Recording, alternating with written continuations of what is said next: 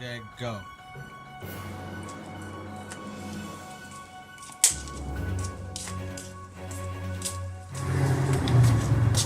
You're watching JK News.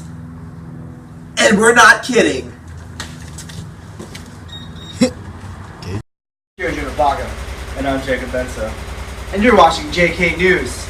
And we'd like to thank our special cameraman. Me, Mario!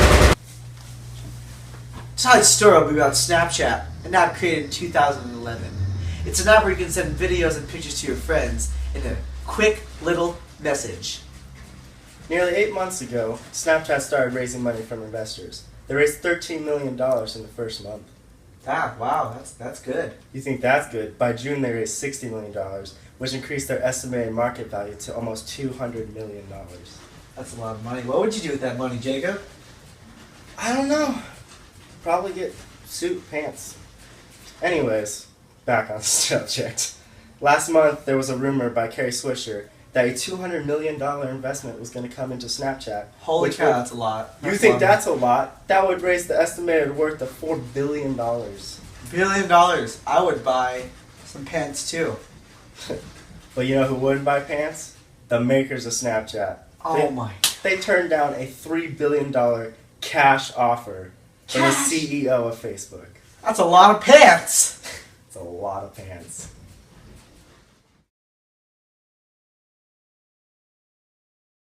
Next story is about a movie. Can you guess what movie? Is it Godzilla? Correct! Godzilla has hit the top of the box office. A 3D movie by the Warner Brothers, its second largest debut of the year, reaching about $93.2 million. Whoa, what would you do with that much money? I would buy a Godzilla. Godzilla is behind the Marvel's movie Captain America, the Soldier Winter thing, which opened in April, and it raised about $95 million. Whoa, what would you do with that much money? Start with my retirement fund. That's good. That's good. Yeah. But it's ahead of Spider-Man 2, which raised about $91.6 million this month. What? I'm just kidding. What movie would you rather see, Godzilla or Spider-Man? I don't know. Something about Spider-Man kissing someone upside down just really, I don't know, it gets me. AZ. Not going to our weather with Kale and Junabaga. It's raining sideways! Our next news story revolves around General Motors Company. The car manufacturer was slapped last Friday with a $35 million fine due to its delayed response in an ignition switch defect, which caused 13 deaths in the United States. The ignition switch defect was originally discovered a decade ago by General Motors, but only last February were cars actually starting to be recalled.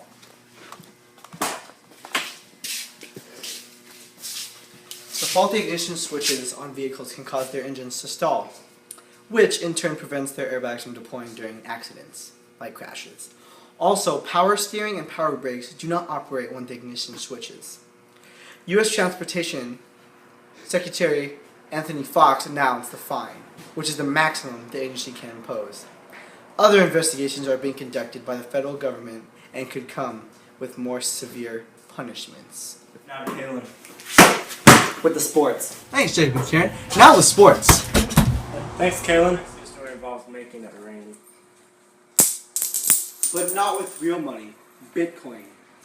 A recent mishap has occurred in a Tokyo-based Bitcoin exchange, and they filed for bankruptcy, and they estimated around a $650 million Bitcoin loss.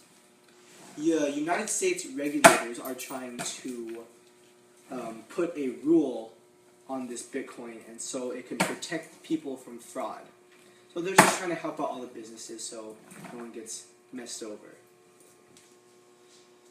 It will be about NFL cheerleaders not getting paid minimum wage. Being a cheerleader isn't as glamorous as you may think.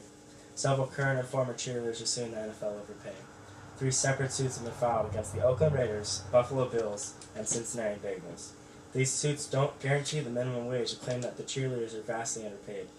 The suits say cheerleaders also aren't compensated for equipment that they must buy, practices that they must attend, and community appearances that they must make. Cheerleaders must meet ecstatic hair, makeup, and uniform standards set by the team and must keep up with physical fitness requirements according to court documents.